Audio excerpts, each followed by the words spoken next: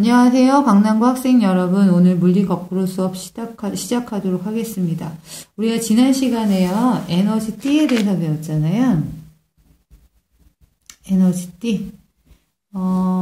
에너지 준위가 이렇게 겹쳐지면서 에너지 준위가 막 나뉘어져서 T 모양으로 되어 있는 에너지 T에 대해서 배웠는데요. 그 에너지 T 중에서 중요한 거 두 가지인 전도 T랑 그 다음에 원자가 T에 대해서 배웠습니다.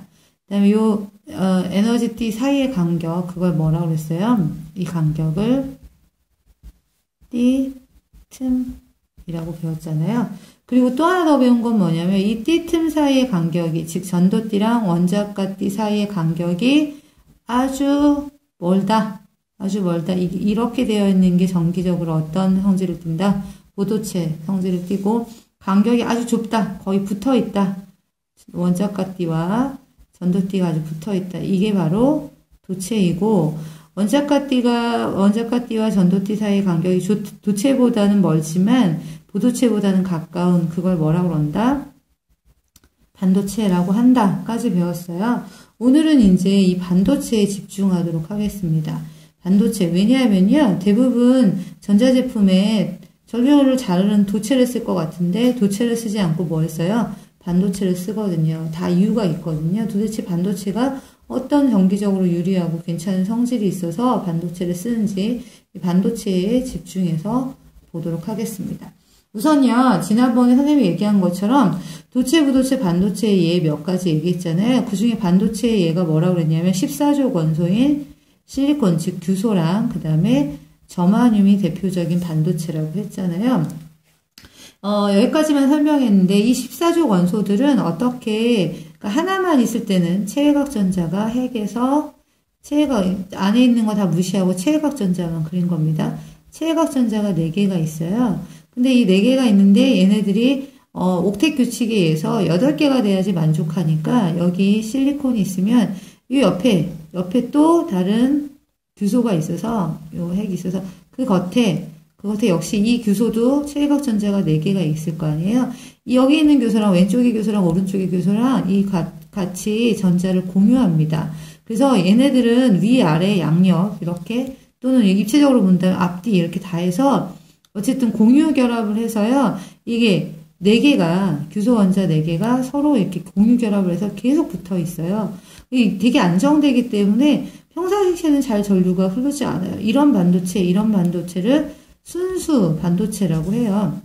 근데 순수 반도체는 전류가 잘 흐르지 않습니다. 근데 이런 순수한 반도체한테 무슨 짓을 해주냐면요, 불순물을 넣어줘요. 불순물을 넣어주는 걸, 이걸 어려운 말로 뭘 한다고 하냐면 도핑한다고 하거든요. 불순물을 좀 넣어서 도핑해서 만들어 놓은 반도체, 그걸 도핑 반도체라고 하는데, 이 도핑 반도체를 만들면 반도체가 전류가 잘 흐르게 되거든요. 오늘 배우려고 하는 건 이 순수 반도체가 아니라 이 불순물을 넣어서 만든 이 도핑 반도체에 대해서 배워보도록 할 겁니다. 이 도핑 반도체의 두 가지가 바로 뭐냐면 P형 반도체랑 N형 반도체라고 하는 거거든요. 이 P형 반도체랑 N형 반도체는 어떻게 해서 보면 되냐면, 도핑을 무엇으로 했느냐, 어떤 불순물을 넣어서 도핑했느냐에 따라서 종류가 나뉘는 겁니다. 오늘 이걸 할 건데요. 한번 보도록 합시다. 자, 방금 얘기한 것처럼 규소와 같은 반도체에 약간 불순물을 첨가해서 그 성질을 바꾸는 걸 뭐라고 그런다? 도핑이라고 합니다. 자, 도핑할 때 첨가하는 물질에 따라서 반도체 두 종류로 나눈다고 그랬죠? 무슨 형 반도체? P형 반도체와 N형 반도체로 나뉘어요. 반도체에 이 도핑을 하면 중요한 건 전류가 아주 잘 흐르게 됩니다. 그래서 이 두 가지 반도체에 대해서 알아보도록 할 건데요. 지금 첫 번째 그림을 한번 볼까요? 첫 번째 그림은 뭐냐면, 여기 하늘색처럼 보이는 게 지금 14족 원소인 저마늄이에요. 저마늄의 여기 검은색 점들은 뭐냐면요, 체외각 전자를 나타낸 겁니다. 여기 가운데 보면요, 이 가운데 저마늄을 보면 이 가운데 있는 저마늄이 가지고 있는 원자 체외각 전자 4개, 그 옆에 있는 저마늄이 가지고 있는 체외각 전자 4개. 아까 말한 것처럼 이 가운데 있는 저마늄은 자기가 가지고 있는 전자 4개와 체외각 전자 4개와 다른 옆에 있는 원자들이 가지고 있는 체외각 전자 4개가 만나서 총 8개의 총 8개의 전자를 가지고 있기 때문에 되게 안정되거든요. 이런 규소, 저마늄, 14족 원소인 순수 반도체에다가 뭘 집어넣냐면 여기 빨간색 이 불순물을 넣은 거예요. 근데 이 빨간색 불순물은 자세히 보면 이 주변에 전자가 몇 개냐면 하나, 둘, 셋, 넷, 그럼 여기 전자 하나 더 있죠. 5개예요. 그래서 이게 몇 족 원소냐면 이 빨간색 원소는 15족 원소입니다. 체외각 전자가 5개인 15족 원소를 넣으면 어떤 일이 벌어지냐면 빨간색 얘가 5개가 있으니까 4개는 그 옆에 있는 저마늄하고 공유 결합을 하고 하나가 남아돌아요. 이 남아도는 전자를 남는 전자 또는 다른 말로 이걸 뭐라고 그러냐면 잉여 전자라고 해요. 남아돈다라고 해서 잉여 전자라고 해요. 근데 이 남는 전자는 전류를 흘러보내면 바로 전도띠로 올라가서 전류가 아주 잘 흘러갑니다. 여기 나와 있는, 여기 지금 공유결합한 이 전자들이 가지고 있는 에너지값들이 계속 모여있겠죠. 이 전자들이 가지고 있는 에너지값이 여기 위로 올라갈수록 에너지가 더 높은 건데, 원자가 띠, 이 위치에서 원자가 띠의 에너지값이 있죠. 근데 남는 전자가 가지고 있는 에너지 값은 얼마나 높냐면 원자가 띠에 있는 에너지를 가지고 있는 게 아니라 얘는 자유롭게 왔다 갔다 거릴 수 있어서 에너지가 훨씬 높아요. 어느 정도로 높냐면 전도띠 바로 밑에 도핑으로 인해서 남는 전자가 가지고 있는 에너지 값이 형성이 됩니다. 그럼 여기에다가 여기 전자들이 있으니까 조금만 에너지 줘도 이 전자들이, 남는 전자의 에너지들이 어디로 올라가서 전도띠로 올라가서 전류가 아주 잘 흐르게 되는 거예요.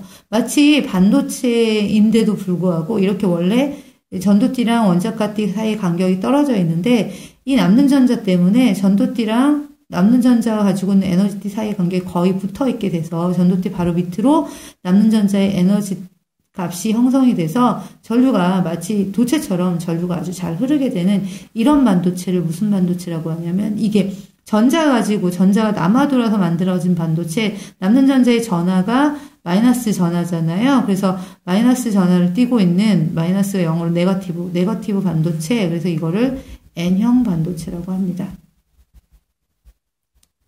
자, 한번 정리해 볼게요. N형 반도체 몇 족 원소를 도핑한다? 15족 원소를 도핑한다. 그래서 얘는 이 전자를 이렇게 전자가 남아돌잖아요. 그래서 얘를 주계 원자라고 해요. 그 다음, 전류 운반자. 누가 전류를 운반하게 되는 거예요? 이 남는 전자가 전류를 운반하게 됩니다. 이 도핑으로 인해서 생긴 에너지 위치 어디에 생기냐면 이 그림에서 보는 것처럼 어디에 도핑으로 에너지띠가 형성돼요? 원자가띠와 전도띠의 에너지띠는 원래 있었는데 새로운 에너지띠가 형성이 되죠. 어디로? 전도띠 아래로 도핑으로 생긴 에너지띠가 형성됩니다. 그래서 체각전자가 몇 개인? 5개인 몇 족 원소로? 15족 원소로 도핑을 해서 만든 반도체로 남는 전자가 어디 띠 아래? 전도띠 아래로 에너지띠를 만들어서 전류가 아주 쉽게 흐르게 만드는 것. 이걸 무슨 반도체라고 한다? N형 반도체라고 한다. 한편 오른쪽 잠깐만 볼게요. 자, 이번에는 이 파란색으로 불순물을 넣은 거예요. 파란색을 자세히 보면 여기에 체외각전자 보면 하나, 둘, 세 개 있고 빈 공간이 있죠. 그럼 체외각전자가 몇 개밖에 없는 거예요? 3개밖에 없는 거죠. 그래서 이게 몇 족 원소냐면 13족 원소를 넣은 겁니다. 13족 원소를 넣으면 여기 빈 공간이 있잖아요. 근데 이 빈 공간을 채우려고 옆에 있는 전자들이 막 이렇게 온단 말이에요. 그럼 전자가 이렇게 이동했으니까 전류가 흐르게 되는 거죠. 이 전자들이 옆에 있는 전자들이 이동해 와서 전류를 흐르게 만들어서 전류가 아주 잘 흘러지게 되거든요. 근데 이 빈 공간은 조금 있으면 전자가 이렇게 오게 되잖아요. 이 빈 공간을 이걸 뭐라고 그러냐면 양공이라고 합니다.